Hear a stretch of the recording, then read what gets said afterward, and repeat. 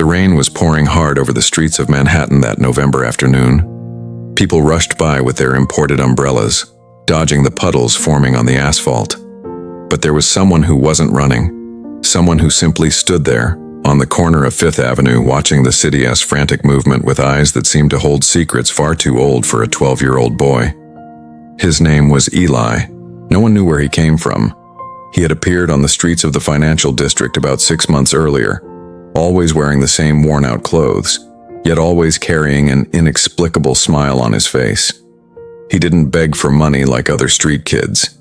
He didn't sell anything, he just watched and played. He had a strange gift. He could make toys out of anything he found in the trash. Cans became cars, cardboard turned into airplanes, plastic bottles came to life as little robots. The neighborhood kids adored Eli, but adults avoided him. There was something unsettling about that boy, something they couldn't explain. Across the street, stepping out of a black limousine that cost more than a house, was Theodore Ashford, 62 years old, owner of one of the biggest tech companies in the world, with an estimated fortune of $4 billion. His gray hair was perfectly combed, his Italian suit cost $3,000, and his Swiss watch was worth as much as an apartment. Theodore had everything, absolutely everything money could buy, except for one thing. He couldn't make his daughter smile. Beside him, being carefully lifted from the car by a private nurse, was Isabel, 9 years old, with black hair as dark as the night and blue eyes like the ocean she had never seen up close. She sat in a motorized wheelchair that cost $200,000, custom-made with the most advanced technology available. Isabel hadn't walked since she was 3. An accident Theodore preferred not to remember. A single second of distraction. A fatal moment. Since then, he had consulted the best doctors in the world. Surgeons from 5 continents. Specialists who charged $50,000 per appointment. They all said the same thing. There was no permanent physical damage. Her muscles had atrophied from disuse, but her spine was intact. The problem, the doctor said with that condescending tone Theodore hated, was psychological. Isabel simply didn't believe she could walk. She had given up, and none of the 17 psychologists Theodore had hired managed to change that. It was as Theodore was helping the nurse cross the wet sidewalk that he heard the voice, a child's voice, but with a firmness that made him stop in the middle of the movement. "Let me play with your daughter and I'll make her walk." Theodore slowly turned. His gray eyes, used to intimidating executives in boardrooms, fell upon the street boy standing just a few feet away. Eli, soaked by the rain, barefoot, wearing that impossible smile. "What did you just say?" Theodore's voice came out harsher than he intended. "Let me play with your daughter," Eli repeated, taking a step forward. "I'll make her walk, I promise." The nurse grabbed Theodore's arm, whispering something about not paying attention to people like that. But Isabel, who rarely showed interest in anything, had turned her head in her wheelchair and was staring straight at the boy. "How do you know my daughter can't walk?" Theodore asked, his voice laced with suspicion. Eli shrugged. "Everybody knows who Mr. Theodore Ashford is, and everybody knows about the girl in the golden wheelchair." Theodore felt a sting of anger. Golden wheelchair. It was true. Isabel's chair had gold-plated details, a custom design he'd commissioned in a pathetic attempt to make her feel special. But hearing it from a street boy's mouth made it sound grotesque. "Listen here, kid," Theodore began, but was interrupted by a voice he rarely heard. "Daddy." It was Isabel. "I want to play with him." Theodore blinked, surprised. Isabel hadn't asked for anything in months. She simply existed, drifting through the mansion like a silent ghost staring out her bedroom window at a world she had given up on. "Isabel, sweetheart, this boy is..." Theodore searched for the right words. "He's not someone you can play with. You have your toys at home, your games, your playroom." "I don't play with any of that," Isabel said, her voice carrying a sadness so deep that it made Theodore feel like someone had squeezed his heart with both hands. "I want to play with him." Eli stepped forward again, and Theodore noticed something strange. The boy wasn't afraid of him. He didn't have that nervous reverence people usually showed in Theodore Ashford's presence. He looked at the billionaire as if they were equals. "One day," Eli said. "Give me 1 day with her. If I can't make her take even a single step, you'll never see me again. But if I can..." The boy paused, and his dark eyes gleamed with something Theodore couldn't identify. "You let me keep playing with her, that's all. I don't want money, I don't want anything else." The offer was absurd, completely insane. Theodore should have just walked into the building and forgotten that bizarre encounter. But when he looked at Isabel again, he saw something he hadn't seen in her eyes for years. Hope. "One day," Theodore heard himself say, surprised by his own words. "Tomorrow, Saturday, at my house, 9 in the morning. You have until 6 in the evening." He pulled a card from his pocket and tossed it toward the boy. "The address is there. If you show up drunk, high, or try anything suspicious, I'll call the police immediately. Got it?" Eli caught the card mid-air with impressive agility and gave a small bow. "See you tomorrow, Mr. Ashford." Then he looked at Isabel and winked.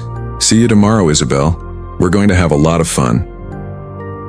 As the limousine drove away, taking Theodore and Isabel home, the billionaire looked in the rearview mirror and saw Eli still standing in the rain, waving. And Theodore felt something he hadn't felt in a long time. He felt fear, not fear of the boy, but fear of believing again, fear of hoping, because deep down in his tired soul he knew that if Eli failed, if one more promise was broken, Isabel would fall into an abyss she might never return from. And Theodore couldn't bear to watch his daughter give up for good. Before we continue, leave a comment telling me the city you're watching from. I want to know just how far this emotional story is reaching. Go ahead, comment below. Theodore Ashford couldn't sleep that night. He stayed in his private office on the 30th floor of the mansion, staring at the city lights through tempered glass windows that had cost $80,000 each. A $1,000 glass of Scotch whiskey rested in his hand, but the liquid remained untouched. His mind was elsewhere. What had he done? He had just handed over his daughter, his only daughter, his reason for staying alive, to a complete stranger, a street boy, a nobody, someone who could have any kind of illness, any hidden intentions. Theodore picked up the phone 3 times during the night, ready to cancel everything. But each time, just before dialing, he remembered Isabel's eyes, that spark, that glimmer of something he thought had been lost forever.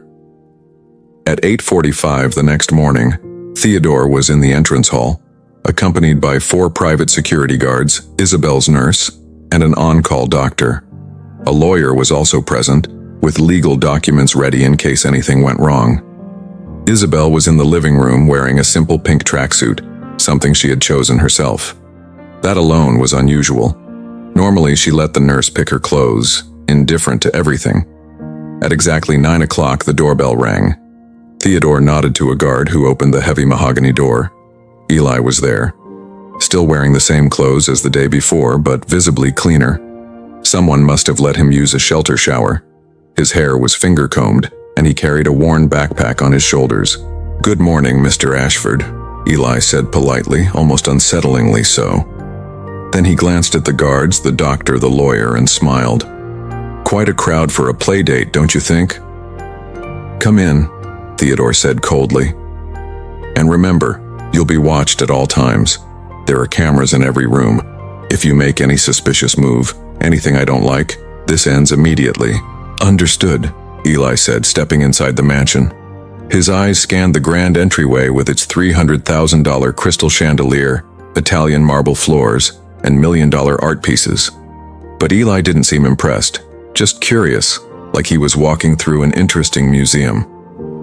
When they entered the living room, Isabel turned her wheelchair toward them, and she smiled. A small, shy, but genuine smile. "Hi, Eli," she said. "Hi, Isabel," Eli replied, walking toward her. "Ready for the best day of your life?" The nurse tensed, ready to intervene, but Theodore gestured for her to wait. He had to give the boy a chance. Just one. Eli knelt down in front of Isabel, so they were at eye level. "Can I see your chair?" Isabel nodded, and Eli began to examine the equipment with genuine curiosity. He touched the controls, observed the wheels, studied every detail. "This must have cost a fortune," Eli muttered. $200,000, Theodore said without thinking. Eli let out a low whistle. $200,000 to keep you sitting. He looked at Isabel. Do you know what I could do with $200,000? Isabel shook her head. I could build an entire school for the kids in my neighborhood. I could feed 1,000 families for a whole year. I could change so many lives I couldn't even count. Or, he paused, I could spend it all on a golden wheelchair that keeps you stuck. Theodore felt anger rising. Listen here, boy, but Isabel interrupted. He's right, Daddy. The silence that followed was heavy. Theodore stared at his daughter, unsure what to say. Eli stood up. Isabel, can I tell you a secret? She nodded. This chair is a lie. It's not a tool. It's a prison. And you've had the key all along. But you're so afraid to use it that you pretend the lock doesn't exist. I can't walk, Isabel said, her voice trembling. No, Eli corrected gently. You don't try to walk. That's different. The doctors said, The doctors, Eli interrupted softly, are smart people, but they don't know everything. They looked at your legs, your spine, your muscles, but they forgot to look at the most important place. Where? Isabel asked. Eli gently tapped her chest, right over her heart. Here. Theodore saw tears forming in Isabel's eyes. She bit her lip, fighting the emotions. You know what I think? Eli continued. I think you feel guilty. Guilty about the accident. Guilty for making your dad suffer. And you think that by staying in that wheelchair somehow you're paying for it. A tear ran down Isabel's cheek. It hit Theodore like someone had just ripped a blindfold off his eyes. Of course, it was so obvious. How hadn't he seen it before? It wasn't your fault, Theodore said, his voice breaking. He moved closer and knelt beside Eli. Isabel, sweetheart, none of that was your fault. I distracted you, Isabel sobbed. I was playing in the car and you turned to look at me and I'm the adult, I'm the father. I should have been watching the road. Theodore held his daughter's hands. All this time you've been punishing yourself for something that was never your responsibility. And I was such a fool not to see it. Isabel was crying openly now, and Theodore pulled her into a tight embrace. It was the first real hug they'd shared in years. The nurse discreetly wiped her own eyes. Even the security guard seemed uncomfortable with the emotional scene. After a long while, Isabel pulled away slightly and looked at Eli. So, what now? How do I walk? Eli smiled. First, we play. He opened his worn backpack and began taking things out. But they weren't expensive or high-tech toys. It was trash.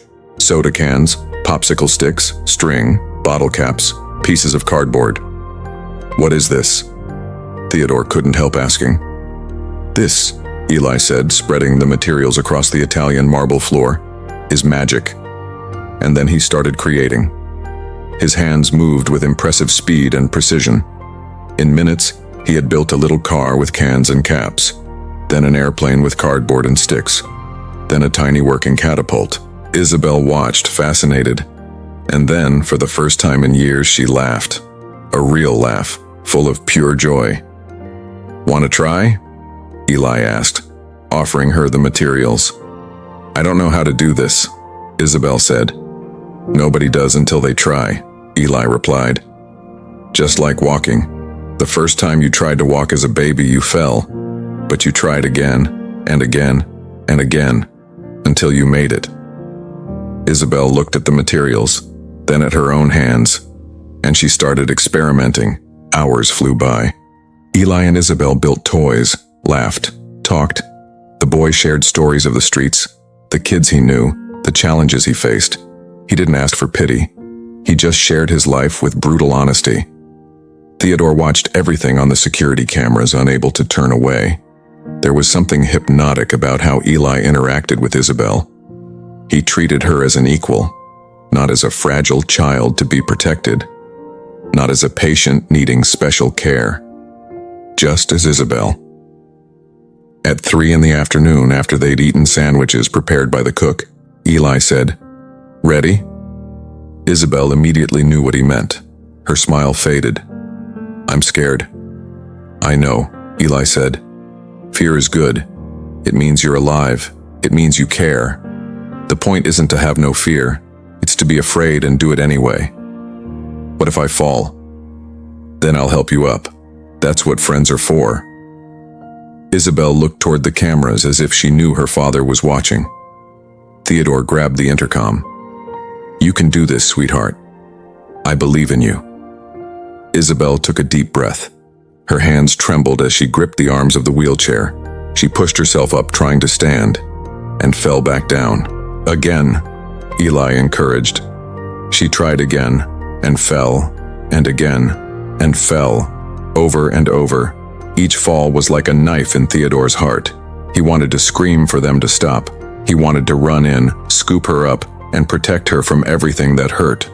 But something held him back. The certainty that Isabel needed to do this on her own. On the 17th attempt, her legs held her weight for 3 seconds before giving out. Did you see that? Eli shouted excitedly. 3 seconds! You stood for 3 seconds! Isabel was crying, but this time it was frustration mixed with something else. Determination. Again, she said without Eli even asking. Attempt 18, 5 seconds. Attempt 23, 10 seconds. Attempt 31, 15 seconds. And she took half a step before Eli caught her. It was almost 5 in the afternoon when it happened. Isabel pushed herself up, her legs trembling like leaves in the wind. She stood. 1 second, 2, 3, 10, 20. She was sweating, her face flushed with effort, but she was standing. And then, with Eli just 2 meters away, she took a step. A shaky, uncertain step, but a real step. And another. And another. 3 steps before Eli caught her to keep her from falling. But those 3 steps were worth more than the entire $200,000 of the golden wheelchair. Theodore was already running down the stairs before he even realized he had moved. He burst into the living room and saw Eli holding Isabel, both of them laughing and crying at the same time.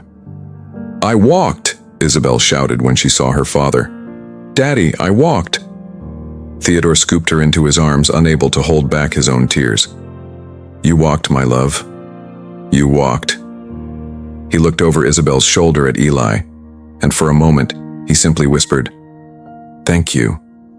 Eli smiled, that enigmatic smile. See you next week? Next week, Theodore promised. And the week after, and the one after that. But none of them knew that the following week, everything would change. Because secrets have a way of surfacing, and Eli's secret was about to be revealed. During the following weeks, Eli became a constant presence in the Ashford mansion. He came every Saturday precisely at 9 in the morning and stayed until 6 in the evening. Theodore offered to pay the boy, but Eli always refused. He offered to buy new clothes, shoes, and food for him to take home. Eli accepted a plate of food, but nothing more.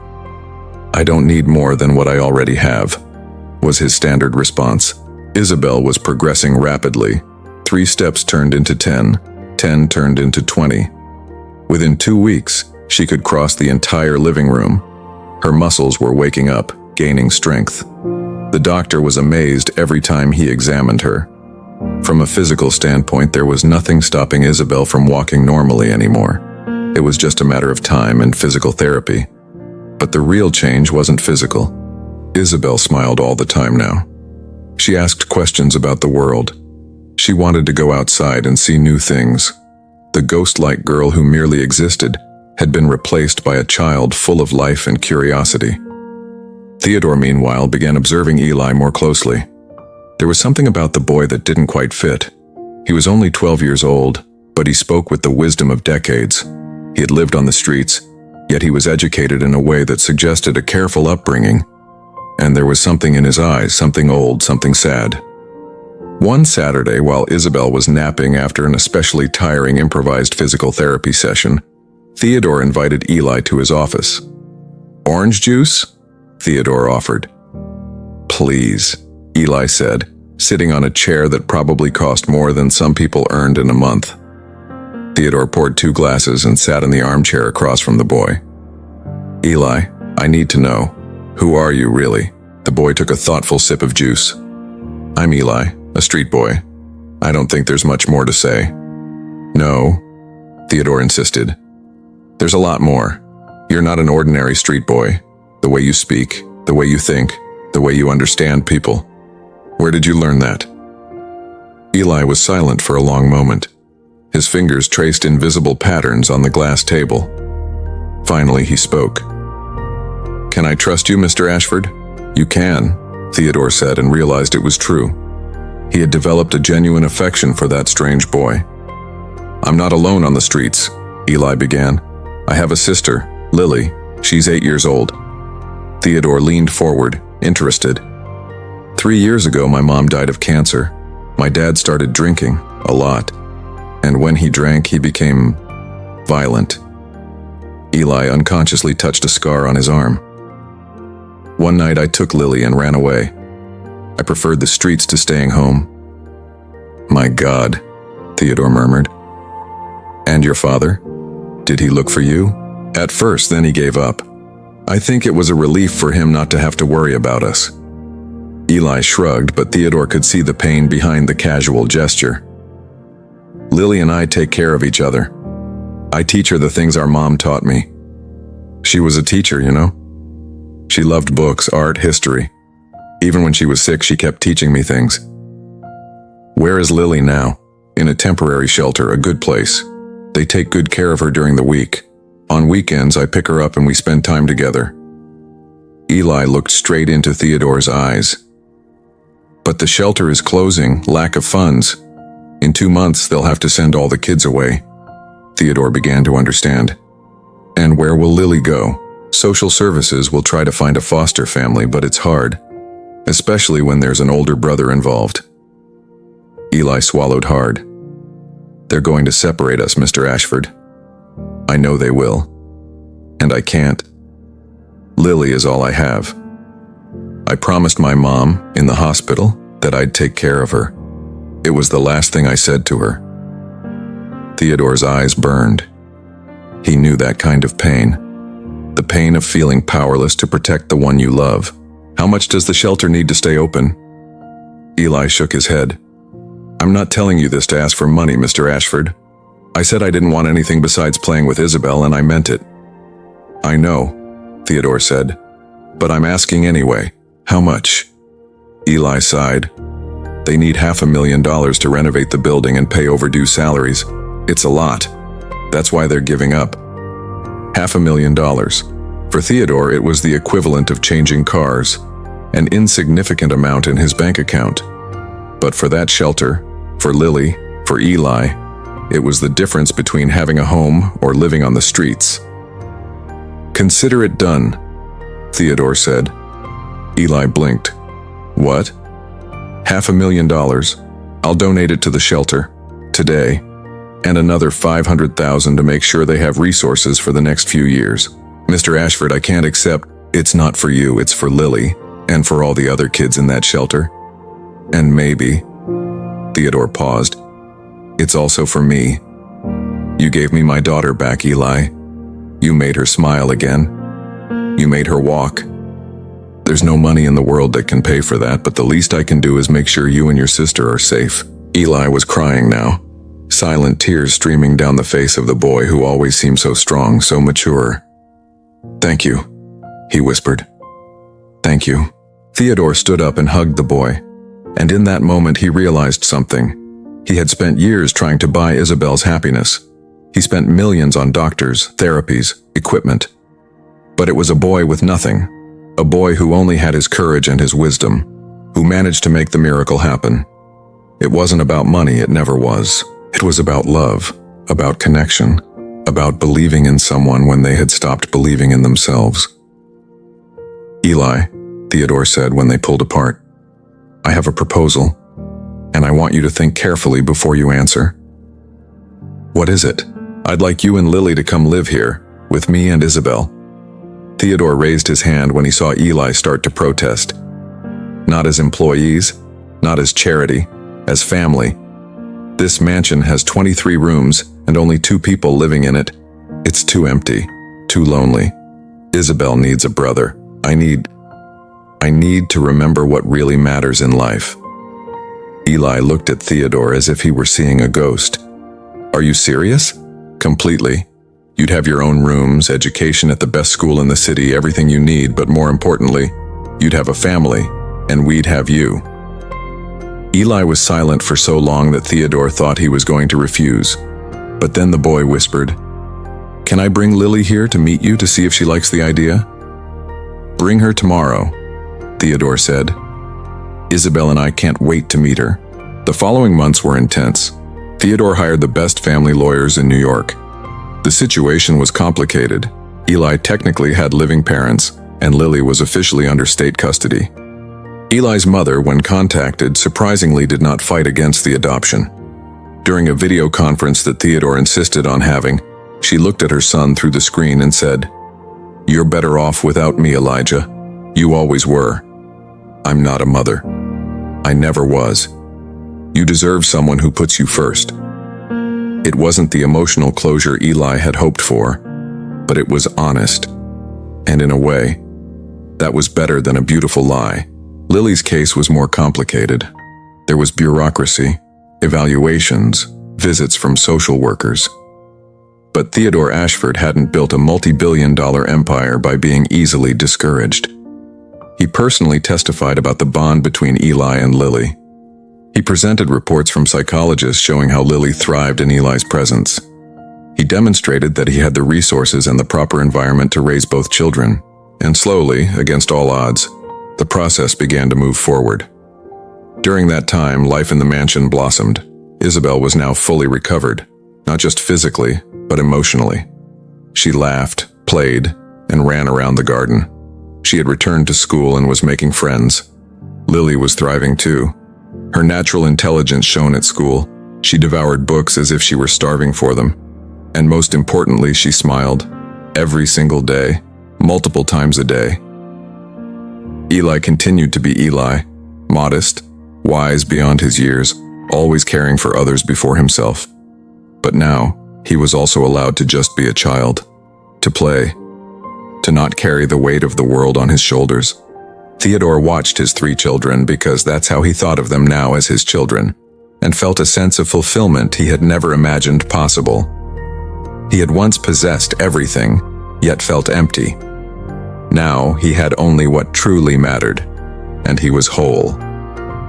On a rainy Tuesday, almost a year after that first encounter on the street, Theodore received the phone call he had been waiting for. "Mr. Ashford," his lawyer said, and he could hear the smile in her voice. "The adoptions have been approved. Both Elijah and Lily. It's official." Theodore had to sit down. His hands were trembling as he hung up the phone. Tears of joy streamed down his face. That night he gathered the 3 children in the living room, the same room where Isabel had taken her first steps, the same room where it had all begun. "I have some news," Theodore said, his voice thick with emotion. "Starting today, officially, legally, the 3 of you are my children, Isabel, Eli, and Lily Ashford." The silence lasted only a second before Lily screamed with joy and jumped into Theodore's arms. Isabel joined the hug, laughing and crying at the same time. And Eli, strong Eli, who had always held everything inside, collapsed into sobs of relief. "Family," he whispered. "I have a real family." "You always did," Theodore said, kissing the top of the boy's head. "From the moment you had the courage to ask to play with my daughter.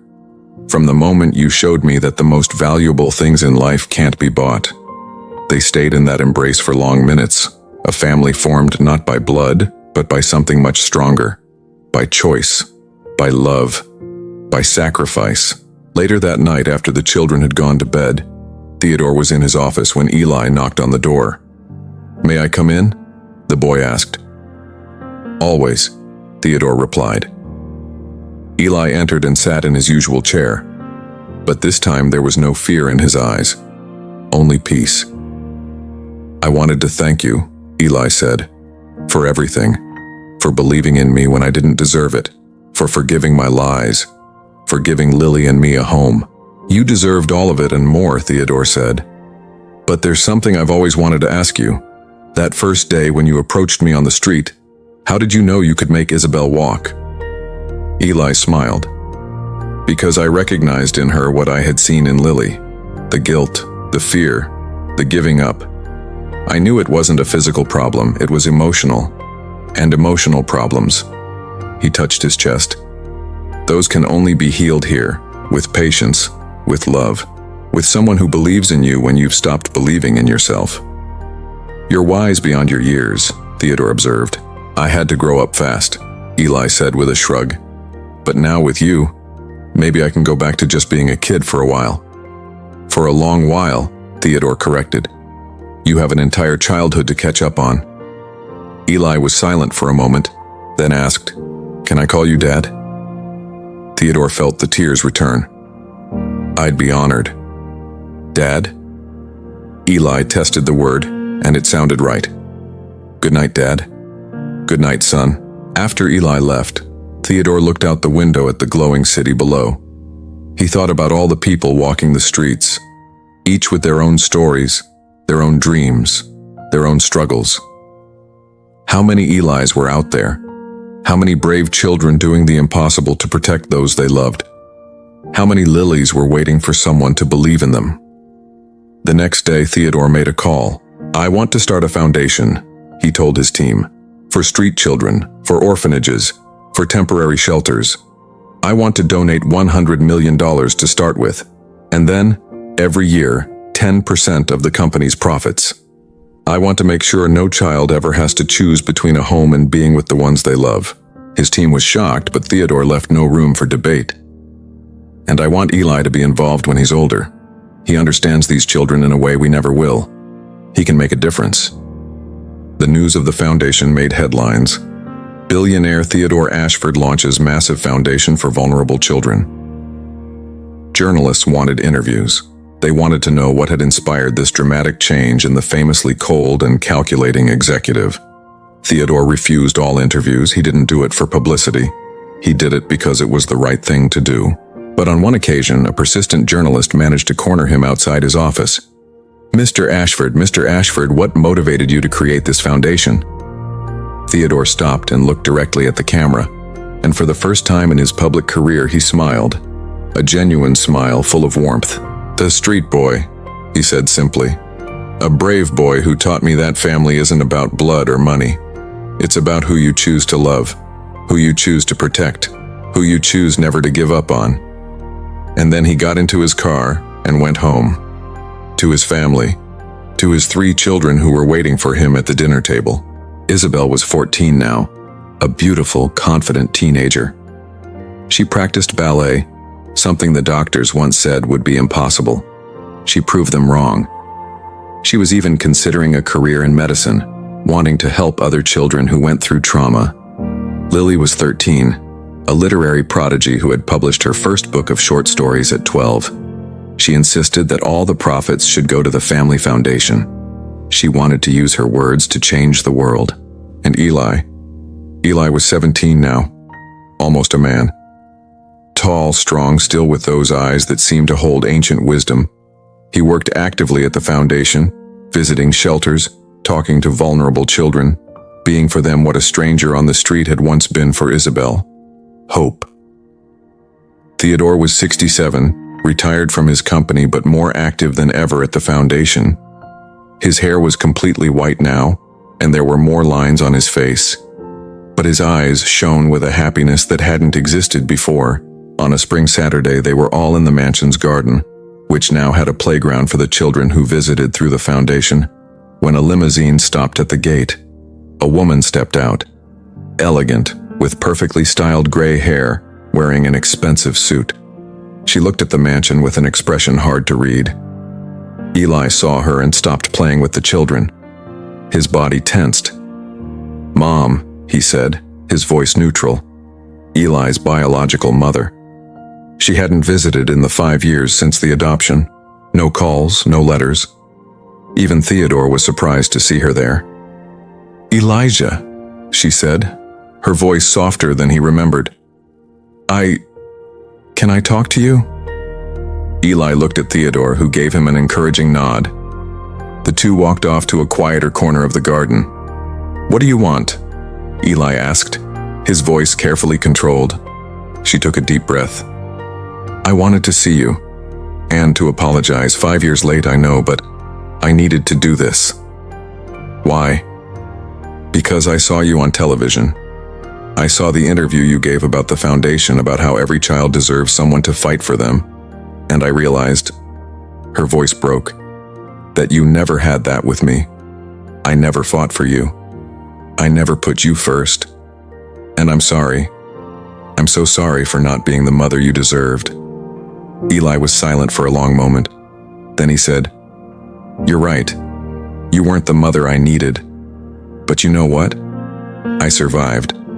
More than that, I thrived. I found a family that loves me, a father who put me first, sisters I'd give my life for."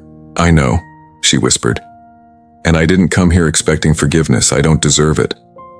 I just came to tell you that I was wrong, that you were an incredible boy who deserved so much more than what I gave, and that I'm proud of the man you're becoming, even if I have no right to feel that pride." Eli looked at the woman who had once been his mother. He felt not anger, not resentment, just a calm distance. "I don't hate you," he finally said, "but I don't know you anymore. You're a stranger to me, and I'm at peace with that." She nodded, tears in her eyes. "That's more than I deserve." She turned to leave, but paused. "One last thing. That boy and girl you protected on the streets all those years. Lily. What you did was the most courageous, foolish, and beautiful thing anyone could do. And I wish every day I'd had even a fraction of that courage to do the same for you." And then she was gone, and Eli watched her leave without tears, without regret, just acceptance. When he returned to the garden, Lily ran up to him. "Are you okay?" "I am," Eli said, and it was true. "I'm more than okay." That night during dinner, a sacred tradition they never missed, Theodore raised his glass of juice. He'd stopped drinking when the kids moved in, wanting to always be fully present for them. "A toast," he said, "to family. Not the family we're born into, but the family we choose. The family we build through love, sacrifice, and faith in one another." "To family," the three children echoed, clinking their glasses. Later that night, when everyone was asleep, Eli went back out to the garden alone. He looked up at the stars and thought about how his life had changed, from a scared street boy to a young man with purpose, from someone invisible to society to someone changing lives. And it had all begun with one simple but impossible choice. The choice to ask to play with a girl who couldn't walk. The choice to believe he could make a difference. Sometimes, Eli thought, it's not the grand gestures that change the world. It's the small acts of courage. A street boy asking for a chance. A billionaire choosing to believe. A girl deciding to try to walk, even when she's afraid to fall. He heard footsteps behind him and turned. It was Theodore, wearing a simple robe and holding 2 mugs of hot chocolate. "I thought I might find you here," Theodore said, handing him a mug. "Just thinking," Eli replied, accepting the warm drink. "About your mother?" "No." "About everything. About how one choice changed so many lives. If I hadn't asked to play with Isabel that day." "But you did," Theodore interrupted gently. "And do you know why? Because you have a rare gift, Eli. You see people. Truly see them. Not their clothes, not their money, not their circumstances. You see their souls, and you choose to help, even when it costs you everything." Eli smiled. "I learned that from someone wise.